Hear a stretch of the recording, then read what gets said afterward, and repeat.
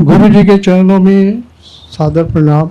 संगत को हमारी ओर से शुभकामनाएं। मेरे लिए एक बहुत बड़ा चैलेंज है, इसलिए कि सूरज को मैं दिया दिखाने लायक नहीं हूँ। गुरु जी से हम जुड़े 2006 में। हो सकता है कि गुरु की आज्ञा नहीं थी। हम लोग जलंधर में रहे 3.5 साल। गुरु जी का कंटोनमेंट में आना जाना रहता था, दर्शन देते थे, लेकिन हमको कभी आदेश नहीं मिला। हो सकता है कि मैंने भी कोशिश नहीं करी। उसके बाद जब हम नोएडा शिफ्ट हुए रिटायरमेंट के बाद 2003 में मैंने अपना बेटा खोया, जो कि एक्सीडेंट में उसकी डेथ हुई। चार्टर्ड अकाउंटेंट था मैं, मेरी आंटी, मेरी बिटिया बिल्कुल इस तरह हो गए थे कि अब जिंदगी में क्या रहा है। खैर, एक दिन मेरा नेव्यू आया मेरे से मिलने नोएडा। वो बोला कि आप एक सुल्तानपुर में एक गुरुजी हैं, उनके यहाँ क्यों नहीं गए, आप जाइए। मैं सोचता रहा, इतने गुरुओं को देखा मैंने, इतने पंडितों से मिला, तो अब क्या होगा। बहरहाल अपने छोटे भाई से बात की, उसने कहा आपको चलना है, तो वो हमको संडे के दिन एम्पायर स्टेट ले गए।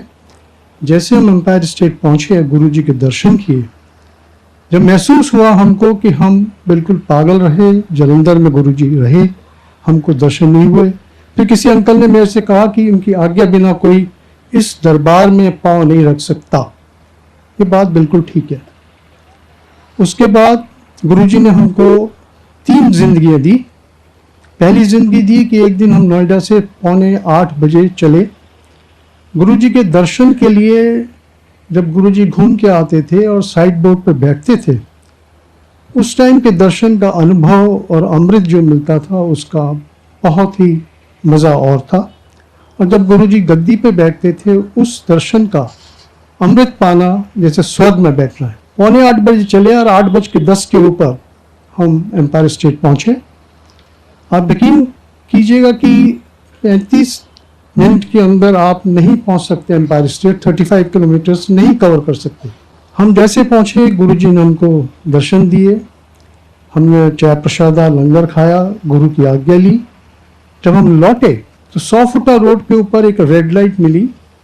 गाड़ी जो थी 5th गियर में अपने आप रुक गई, गाड़ी ऑन है, और मैं देख रहा हूँ एक ट्रक 100 फुटा रोड से जो छतरपुर मंदिर के पीछे से आ रही है, मेरी गाड़ी के आगे उलट गई। एस्बेस्टस शीट्स, आयरन रॉड्स गाड़ी के सामने, और पहिया जो चारों पीछे के पहिए थे ट्रक के, वो टूट के सड़क के ऊपर लुढ़कते चले गए।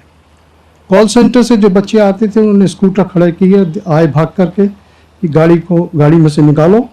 कोई एम्बुलेंस को टेलीफोन कर रहा है, कोई पुलिस को टेलीफोन कर रहा है।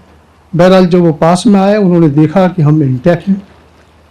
उन्होंने रोड क्लियर की, गाड़ी तब तक ऑन है, गाड़ी अपने आप चलने लगी। 100 मीटर के तक गया होऊंगा, पीछे से गाड़ी आई मर्सिडीज काले रंग की। उसने इंडिकेशन दिया, रुकी, मैं भी रुका। उसमें से मैं देखता हूँ एक बुजुर्ग निकलते हैं, बहुत गोरे, बिल्कुल चिट्टा बदन, काली अचकन पहनी हुई, चूड़ीदार पजामा। और जब वो बाहर आए तो मेरा फर्ज था कि मैं भी उठ के बाहर गया, प्रणाम किया।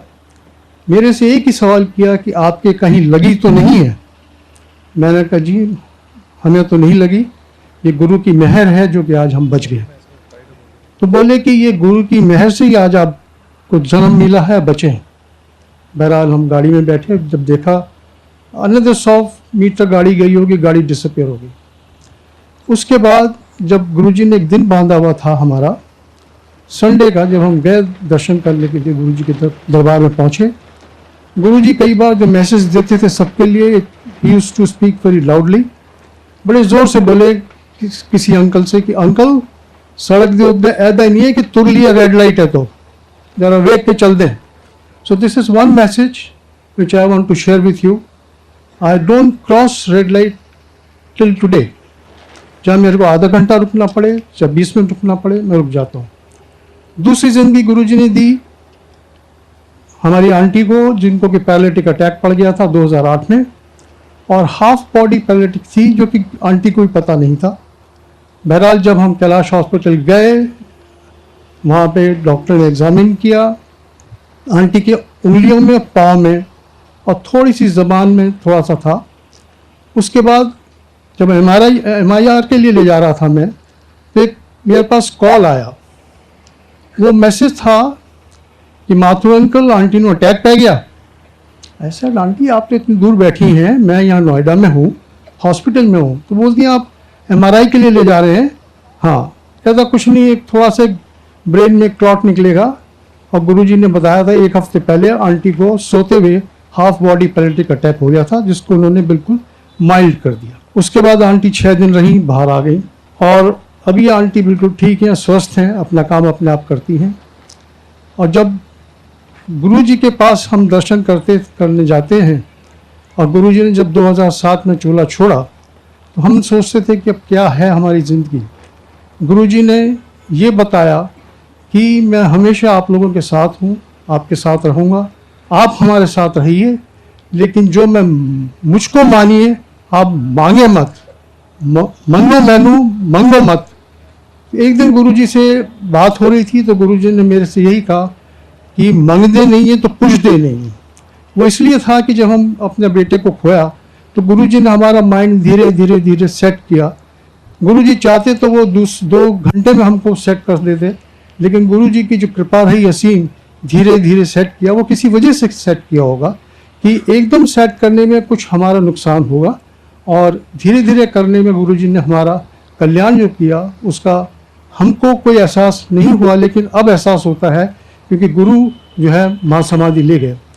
तीसरा जो मैं आपको बताऊंगा कि अभी हाल ही में मेरे को एक फीवर चला, 101 फीवर। डॉक्टर को दिखाया, हॉस्पिटल गया, ECGS में पैरासीटामोल दे दी, खाली, सब कुछ हुआ।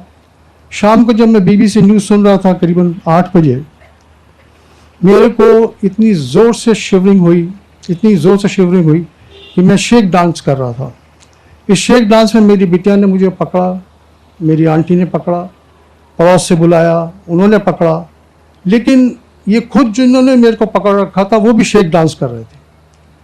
खैर मेरे को नीचे ले गए, गाड़ी में बिठाया। मैं मुश्किल से DPS एक जगह है, DPS स्कूल है करीबन आधा किलोमीटर, वहाँ तक पहुँचते पहुँचते मेरा जो सांस थी वो बंद हो रही थी। मैं गुरु का अरदास कर रहा था। गुरुजी से मैंने एक ही अरदास की, गुरुजी या तो आप मेरे को ज़िंदगी दें या आप मेरी ज़िंदगी लें। अगर आप चाहते हैं जिसमें मेरी भलाई है वो आप करें, मैं आपके चरणों में हूँ, जो कुछ करना चाहते हैं आप करें। आप यकीन ना कीजिए कि मैं जब हॉस्पिटल कैलाश पहुँचा हूँ, बिटिया गाड़ी से पहले निकली है और ये बोलते हैं कि डॉक्टर डॉक्टर, 2 डॉक्टर, एक लेडी डॉक्टर, एक जेंट डॉक्टर, वो इंतज़ार कर रहे थे हम लोगों का। वो फटाक से आए, उन्होंने मेरे को देखा, व्हील चेयर पर बैठाया, इमरजेंसी में ले गए, एक मशीन सेट की उंगली में, Dev diagnose what is the problem. उसके बाद मेरे को 6 इंजेक्शन एट ए टाइम उन्होंने एक के बाद मेरे को वेन में इंटरवीनस दिए। और उसके दौरान में मैं डॉक्टर से कह रहा हूँ मुझे ऑक्सीजन दी चाहिए। डॉक्टर कहती hold on, hold your horses, we are treating you. उसके बाद मुझको एक ऐसा सा महसूस हुआ कि गुरु जी की जो दवा मेरे वेन्स में गई हैं, ये जो ऑक्सीजन मुझे सुंघाई है, उससे मैं ज़िंदा रहा। और मैं मुश्किल से करीबन 5 दिन हॉस्पिटल में रहा और मैं अभी ठीक हूँ। गुरु की कृपा है, ऐसी असीम कृपा सबको मिलती कहाँ है। गुरु का आदर करना सबसे बड़ी बात है। ऐसा गुरु मैंने अपनी ज़िंदगी में नहीं देखा। मैंने सब गुरुओं के दर्शन किए ज़िंदगी में। टीवी गुरुओं से मिला, कितने पंडितों से मिला, कितने तांत्रिक मेरे को मिले जो कि पैसा मेरे से मांगते थे, and I used to give them money and go. लेकिन गुरु के दरबार में आने के बाद गुरु जी जो हैं एक भगवान हैं, महाशिव हैं। और अब जो हमको महसूस होता है कि गुरु जी हमेशा संगत के साथ हैं। और आपसे यही अनुरोध है कि गुरु की आज्ञा का पालन कीजिए, उनका निरादर न कीजिए, गुरु की चरणों में अपना शीश हमेशा झुका कर रखें। जय गुरु जी।